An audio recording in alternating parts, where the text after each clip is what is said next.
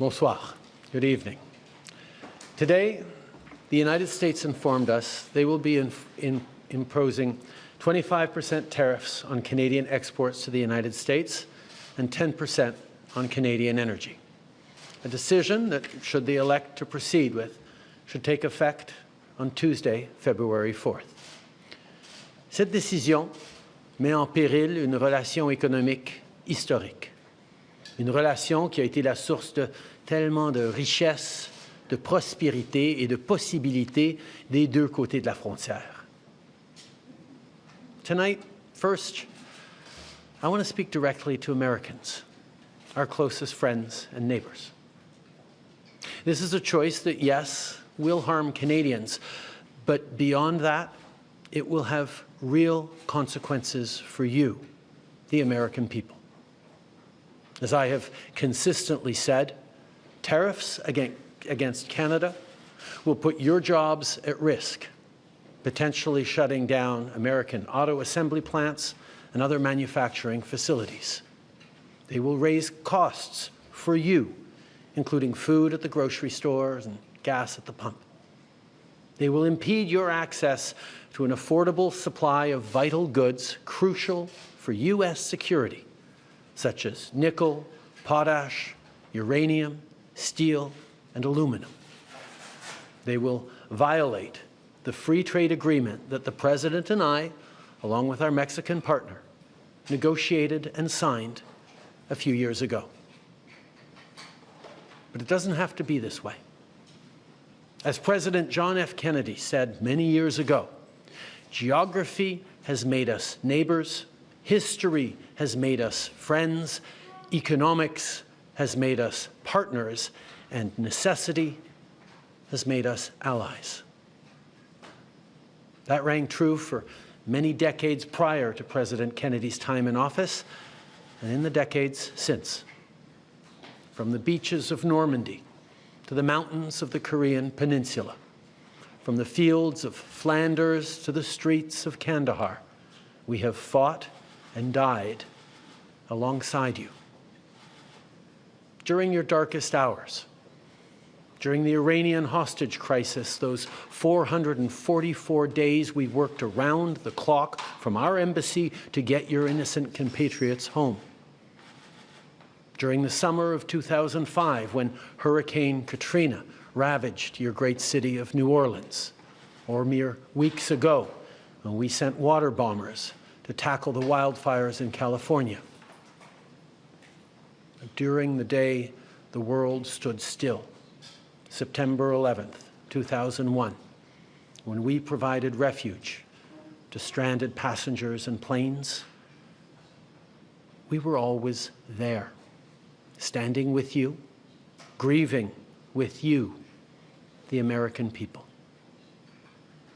Together, we've built the most successful economic, military, and security partnership the world has ever seen.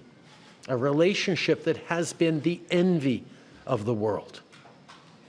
Yes, we've had our differences in the past, but we've always found a way to get past them.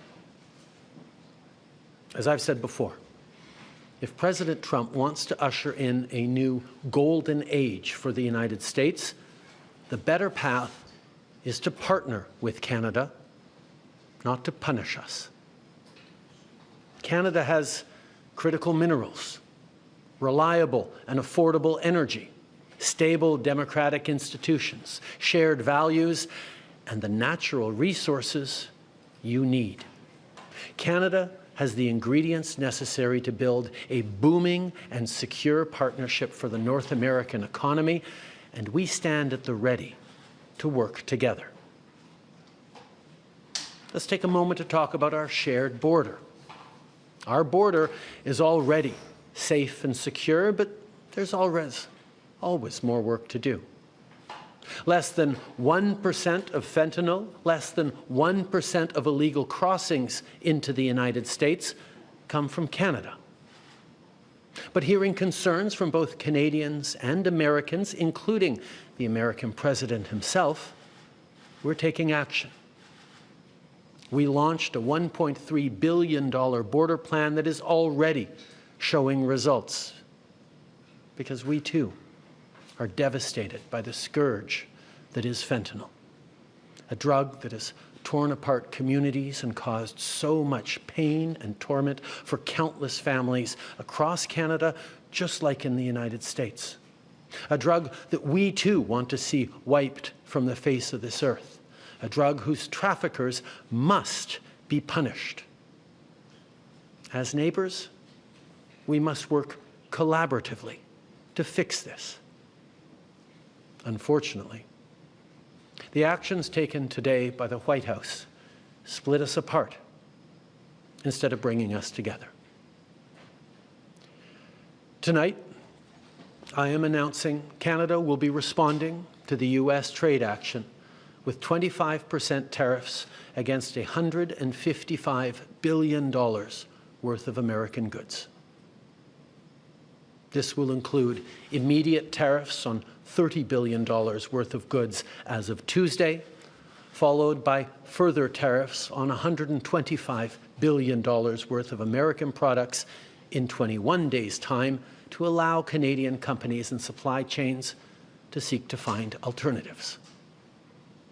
Ce soir, j'annonce la réplique du Canada, des tarifs douaniers de 25% sur 155 milliards de dollars de marchandises américaines. Dès mardi, 30 milliards de dollars de produits américains vont être touchés par ces tarifs et dans 21 jours, pour donner le temps aux compagnies canadiennes de trouver des options alternatives, ce sera le cas pour 125 milliards de dollars de marchandises de plus. Like the American tariffs, our response will also be far-reaching and include everyday items such as American beer, wine, and bourbon, fruits and fruit juices, including orange juice, along with vegetables, perfume, clothing, and shoes. It'll include major consumer products like household appliances, furniture, and sports equipment, and materials like lumber and plastics, along with much, much more. And as part of our response, we are considering, with the provinces and territories, several non-tariff measures, including some relating to critical minerals, energy, procurement, and other partnerships. We will stand strong for Canada. We will stand strong to ensure our countries continue to be the best neighbors in the world. With all that said, I also want to speak directly to Canadians in this moment. I'm sure many of you are anxious, but I want you to know we are all in this together. The Canadian government, Canadian businesses, Canadian organized labor, Canadian civil society, Canada's premiers, and tens of millions of Canadians from coast to coast to coast are aligned and united. This is Team Canada at its best. Plus tôt aujourd'hui, j'ai parlé avec les premiers ministres de toutes nos provinces et territoires. On est unis et solidaires. Ils ont tous appuyé notre approche. On est aussi alignés pour faire tomber les obstacles qui freinent le commerce entre nos provinces et territoires et rendre ça plus facile pour les consommateurs de choisir des produits de chez nous. Il y a quelques minutes, je me suis entretenu avec Mme Sheinbaum, la présidente du Mexique, notre autre partenaire nord-américain, qui a lui aussi été la cible de tarifs douaniers aujourd'hui. On s'est engagé à travailler ensemble pour y faire face. Il s'agit d'une menace qui vise l'ensemble du pays, et ça m'a fait chaud au cœur de voir autant de nos leaders répondre à l'appel et s'engager pour qu'aucun Canadien ne soit laissé pour compte.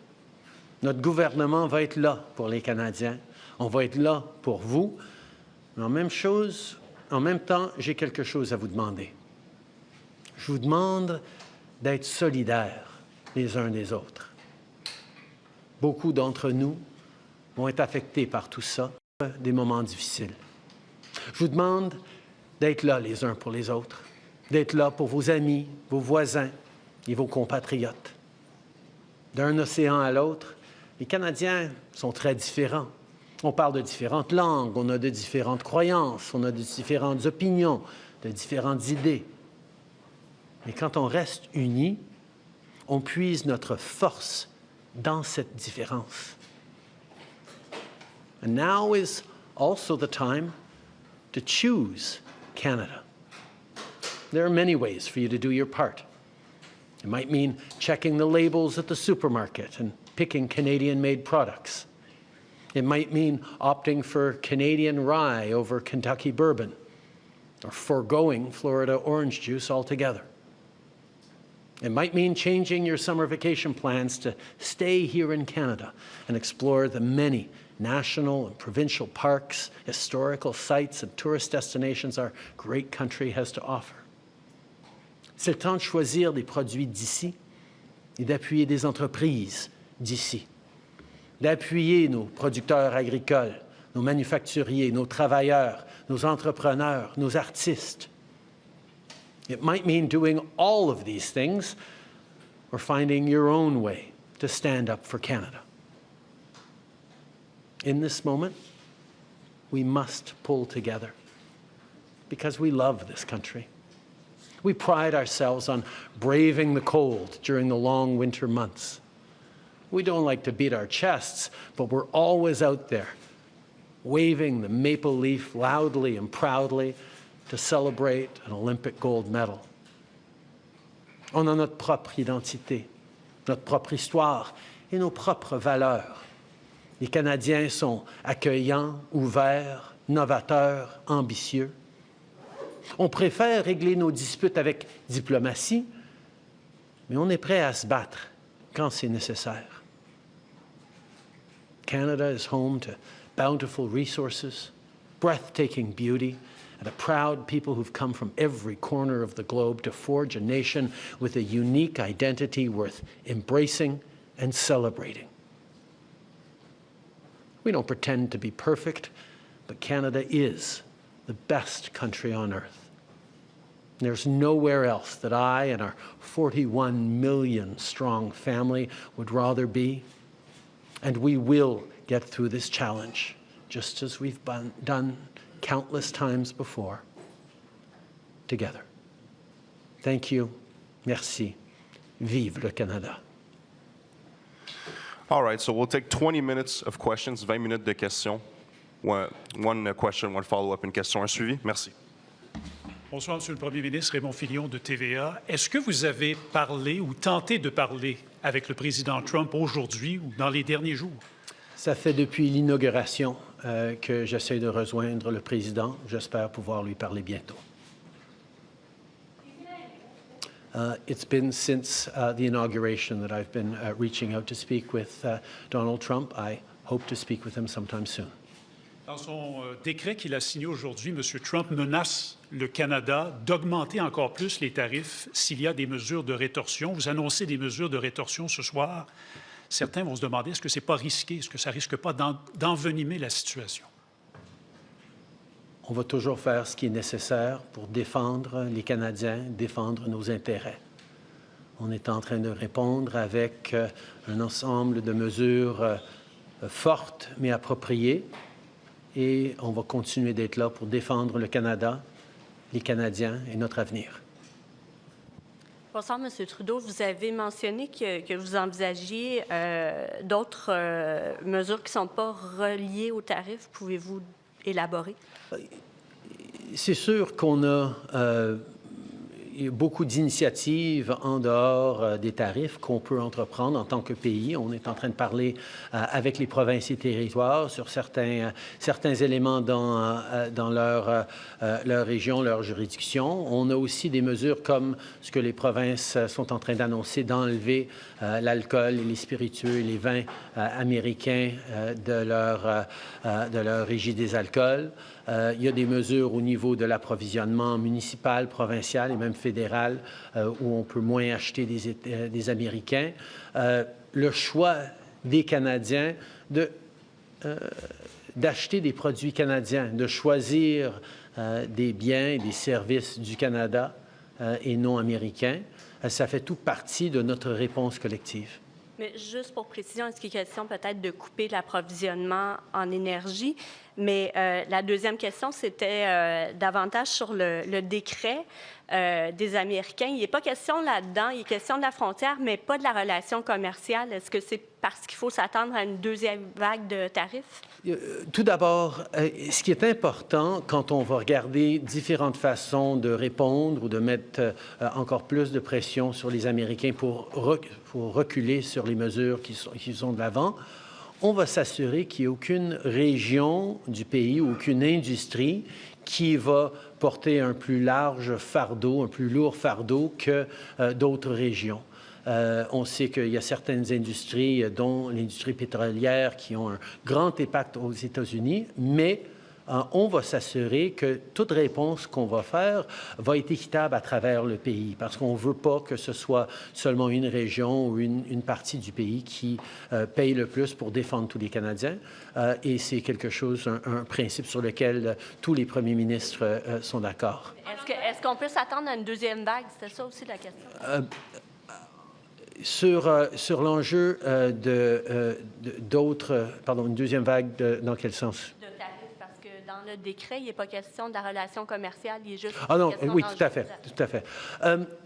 Ces tarifs d'aujourd'hui sont ancrés dans la préoccupation du président sur le fentanyl. La réalité, c'est que le Canada représente une infime partie du défi au niveau du fentanyl auquel les Américains font face, et on est prêt à travailler avec eux pour régler cet enjeu dans nos communautés comme dans la leur. En même temps, il y a une enquête sur nos relations commerciales qui est en cours dans le système américain, qui va aboutir le 1er avril, et à ce moment-là, ils vont prendre d'autres décisions. In regards to actions we might take in terms of responding to the American trade action, there are a number of different industries and regions of the country that can have greater leverage over the United States. One thinks of the oil industry, for example. What is extremely important for me, and I think for all the premiers, is that no one region of the country or one industry carries a larger burden than anyone else in standing up for Canada. We need to all be in this together. This only works if Canadians are fully united from coast to coast to coast to stand up for this extraordinary and beautiful country. And that's why, as we look at different measures, including non-tariff measures that we might move forward on, we will not be moving forward on issues that further divide the country, which is why we're working with all premiers to look at different ways we can encourage the Americans to step back from these trade actions.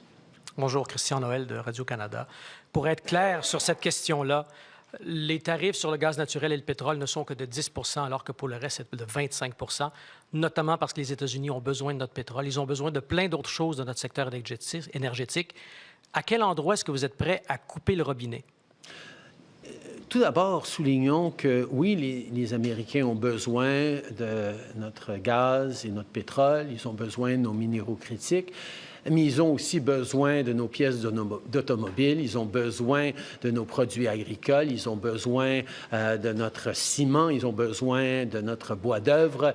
Il y a énormément de choses que le Canada produit, qu'on vend à des prix très, très bon marché ou bien responsables aux Américains, sur lesquels ils dépendent pour leur bien-être économique.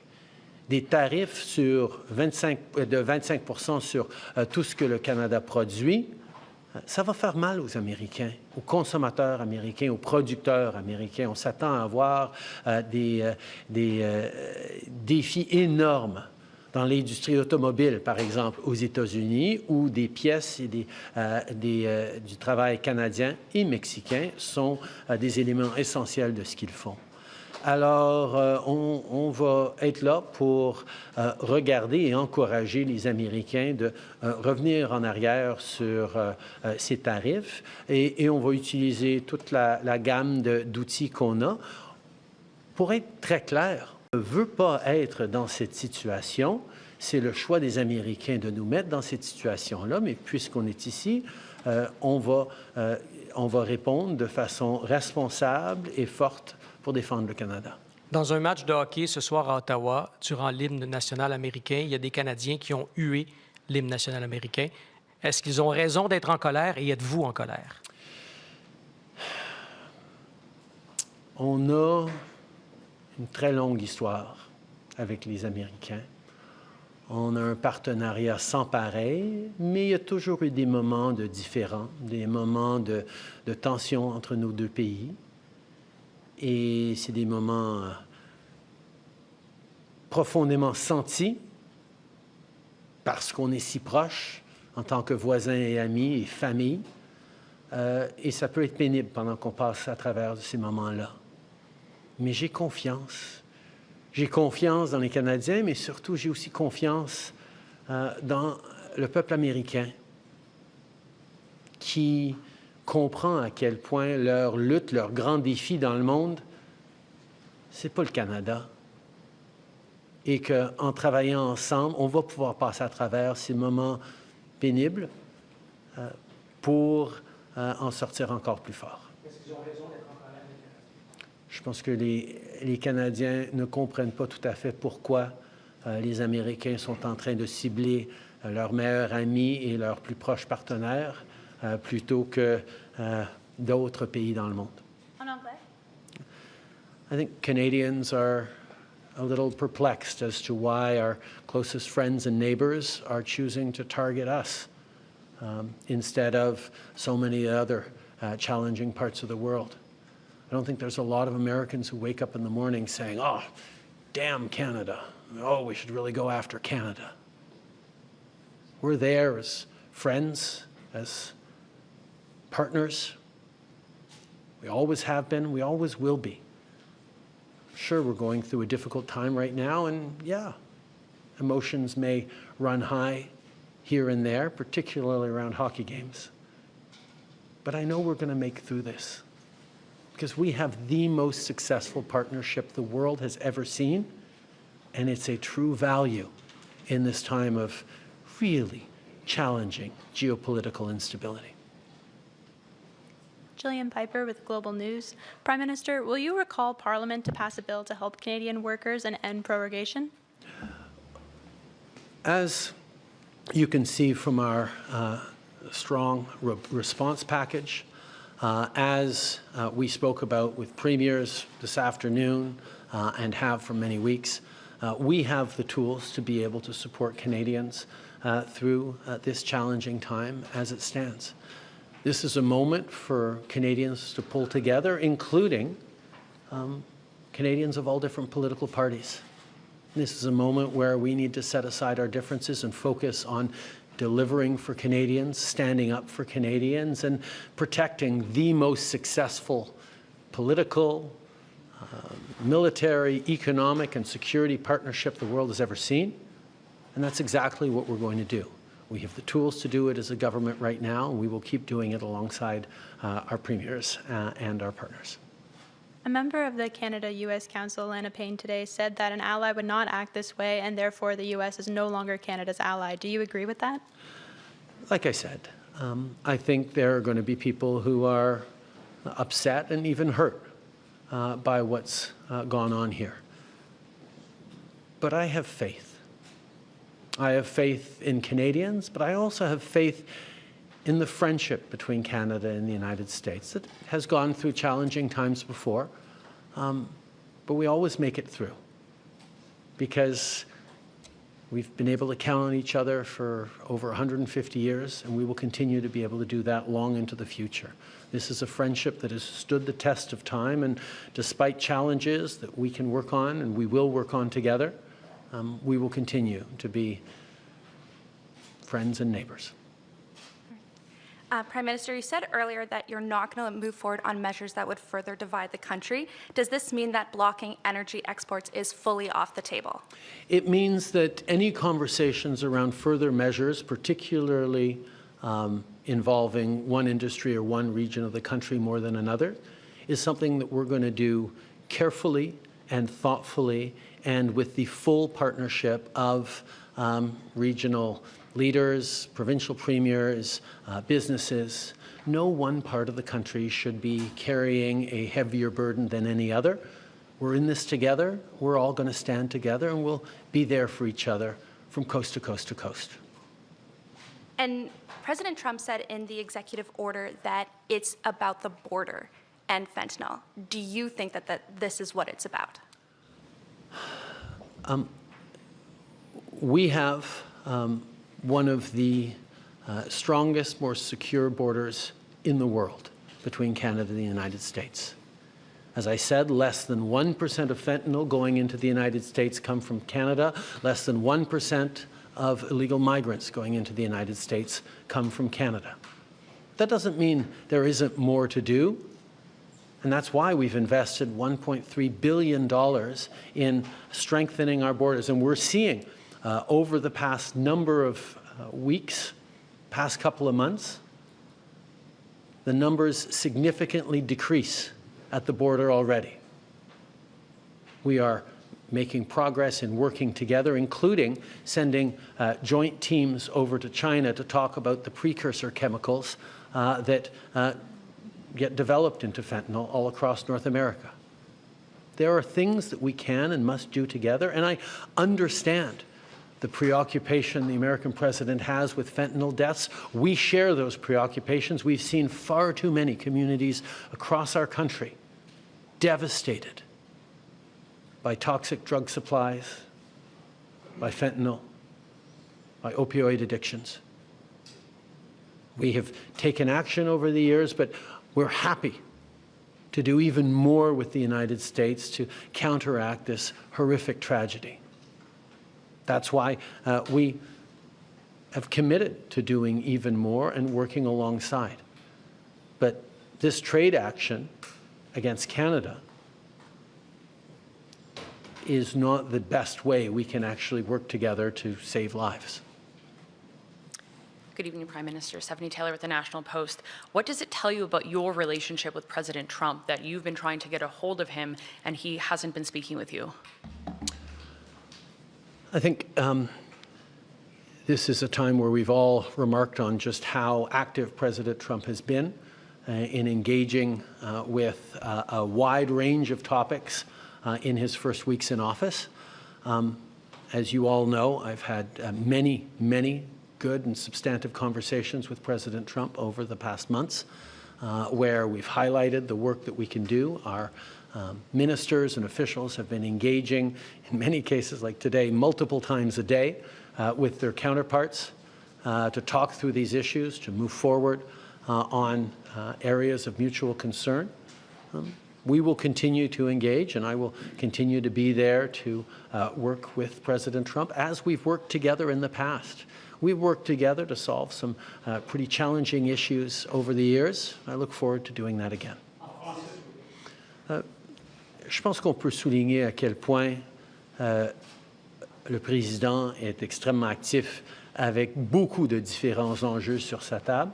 Ça fait plusieurs mois que j'ai eu beaucoup de conversations avec lui sur les enjeux dont on est en train de discuter aujourd'hui. Il sait très bien mes positions et en même temps, les ministres sont extrêmement actifs à être engagés avec leur contrepartie américaine, y compris plusieurs fois chacun aujourd'hui, pour souligner le travail que nous pouvons faire. Alors, il faut se souvenir que moi et le président, nous avons réglé de grands enjeux dans le passé et je suis toujours prêt à le faire encore une fois. But if you can't get a hold of President Trump on a day as consequential as this, when it really matters, can Canada have a productive relationship with President Trump and the Trump administration moving forward? As I've said, we have had a very effective and constructive series of conversations throughout the American administration. We'll continue to. I look forward to speaking with President Trump in the coming days and weeks. This is something that matters, but we've solved big issues before, and we will solve them again. Last question, dernière question, s'il vous plaît. Thanks for taking our questions. Raisa Patel, the Toronto Star. When did you first learn that President Trump intends to increase tariffs if Canada retaliates, and how has that changed your strategy? I think Canadians understand that we need to respond to this. We need to respond in a way that is appropriate, that is measured but forceful, and that meets the moment. We're certainly not looking to escalate, but we will stand up for Canada, for Canadians, for Canadian jobs. We will also continue to do more together with the United States to counteract the scourge that is fentanyl. We will continue to work on growing our economies together, on creating jobs and competing with the rise of non-market economies around the world. We can and will do things together, and that is my focus. My job is to stand up for Canadians. That's exactly what we're doing. But we're also standing up for the relationship between Canada and the United States, which, as I've said, is the most successful partnership and friendship the world has ever seen. You're dealing with the U.S. administration that says, there's nothing that you can do to stop this. We're not looking for any concessions. So do you see any conceivable way out of this because of that? The coming weeks will be difficult for Canadians, and they'll be difficult for Americans. The level of cooperation, the level of effective partnerships between our two countries that have been established over decades and generations means that this trade action by the Americans and our response is going to have real consequences for people, for workers on both sides of our border. We don't want to be here. We didn't ask for this. But we will not back down in standing up both for Canadians and for the incredible, successful relationship and partnership between Canada and the United States. I look forward to working with the American administration on a range of challenging issues that our communities and our world is facing. And I hope that day comes soon. Merci beaucoup. All right, this concludes today's press conference. Ça conclut la conférence de presse d'aujourd'hui. Merci. Merci tout le monde.